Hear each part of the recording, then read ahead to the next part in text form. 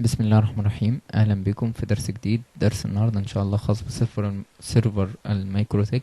طيب، درسنا النهارده ليه اهميه، من وجهة نظري ليه اهميه، انا شايف ان ليه اهميه كبيره كبيره جدا. طيب، ايه اهميته؟ الاهميه الاولى ان انا مثلا عندي كمبيوتر او عندي لابتوب او عندي موبايل او ريسيفر او بلاي ستيشن. طيب، انا عايز الحاجات دي اعمل لها اتصال بالانترنت بدون ما ادخل اسم مستخدم وكلمة مرور. بمعنى ان انا يوم مثلا ما افتح اي متصفح وليكن على الكمبيوتر، بيطلب مني ايه؟ اسم مستخدم وكلمة. طيب لا، انا عايز بمجرد ان انا اشغل الكمبيوتر مثلا، الجهاز يعمل يبقى النت فيه شغال دايركت بدون ما اعمل يوزر نيم وباسورد. طيب، ده بيفيدني كمان في الموبايل حاجة يعني. افضل حاجة ان هو بيفيدني في الموبايل. بمعنى ايه؟ ان انا مثلا عندي الواي فاي، فتحت الواي فاي الاقي الموبايل على طول بشغل نت بدون ما ارجع على ايه المتصفح افتح ادخل يوزر نيم وباسورد. طيب، وهكذا بقى في معظم الاجهزة كالريسيفر برضو، البلاي ستيشن سواء 3 او غيره. طيب، اول حاجة بنعملها احنا قبل بس ما اقول الشرح، بقول ان انا شرحي بيعتمد على اي بي ادريس بتاع الجهاز. بمعنى ايه؟ الاي بي الادرس اللي هو العادي، اللي هو مثلا انا عندي اي بي الشبكة 5000 مثلا، زيرو وبيبدأ يوزع من بعديها. طيب، انا اللي واخده هنا 500093. طيب، دي طريقة مثلا ان انا اعرف بتاع الكمبيوتر. طيب، انا على الموبايل وعايز اعرف، هو مش عاطيني مثلا لما بعمل اتصال بيدخل على صفحة اللوج ان. طب عايز اعرف الاي بي. طيب، دي حلها ايه؟ حلها ان انا ادخل على صفحة اللوج ان عادي، واكتب اي بي اي يوزر نيم في المتصفح غلط، اوتوماتيك هو بيظهر لي في ايه؟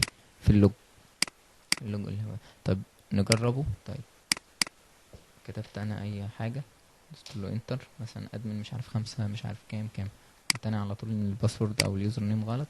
تعالى هنا، قال لي ادمن 56 4 6 3 ده، حاول يدخل عليه على السيرفر. طيب، انا اللي هحتاجه كله الاي بي اللي هو 500093. دي بقى في حال كان موبايل، كان لابتوب، كان الى اخره. طيب، انا مش هقدر برضو اعرفه. طيب، في الطريقة العادية ان انا هدخل عادي على الشبكة، اعدادات الشبكة، وهلاقي الايه اسمه ايه الاي بي ادرس بتاع الجهاز. طيب، عرفنا دلوقتي الاي بي ادرس، هنبدأ بقى اول خطواتنا.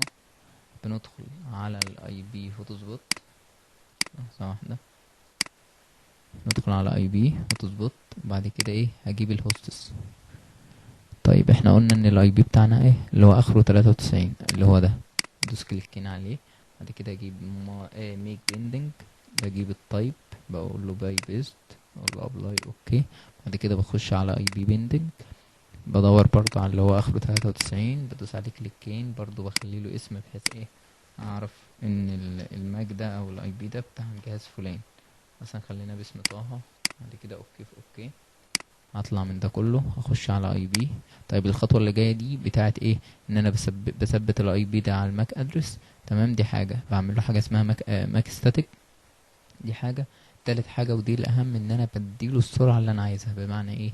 يعني انا عايز ادي لليوزر ده او للماك ده 1 ميجا بس، 512 100 كيلو، 200 كيلو الى اخره. طيب، ازاي؟ بخش على اي بي، بدخل على الدي اتش سي بي سيرفر، بخش على الليسز، بدور برضه على الماك ادرس الاي بي ادرس اللي هو اخره 93. طيب، 93 اهو، كليكين عليه، بعمل ايه؟ ماك ستاتيك، او ميك، اسف، ميك ستاتيك. بدوس عليه وبعد كده اوكي. ضغطنا طبعا على الميك ستاتيك، برضه بنرجع له تاني. بعمل ايه؟ باجي عند كومنت برضه، بديله اي تعليق كده بحيث اعرف ان ده مثلا بتاع طه. اوكي، بعد كده على الجنرال. طيب، جنرال انا مش بعمل اي حاجه هنا الا في الريت ليميت. عند الريت ليميت دي بديله ايه؟ السرعه اللي انا عايزها. انا عايز اديله يا عم 2000 كيلو مثلا. 2000 كيلو ده يعني هيديله حوالي ايه؟ اللي هي ال2 ميجا تقريبا يعني. دوس له ابلاي. طب انا مش عايز اديله مفتوح، بخلي دي فاضيه وادوس له ابلاي. بس كده ايه، شغلانته انتهت. بطلع انا عادي، بدخل على المتصفح اوتوماتيك لوحده، اوتوماتيك لوحده بيطلب مني الايه، بيدخل على طول على جوجل او على اي متصفح انا عامله. بس هو ده الشرح كده ان شاء الله. يا ريت، يا رب يكون عجبكم. في اي استفسار سيبوه في التعليقات وان شاء الله هرد عليكم. ما تنسوش تعملوا اشتراك، تعملوا اعجاب على الفيديو وعلى الفيديوهات بتاع القناة كلها.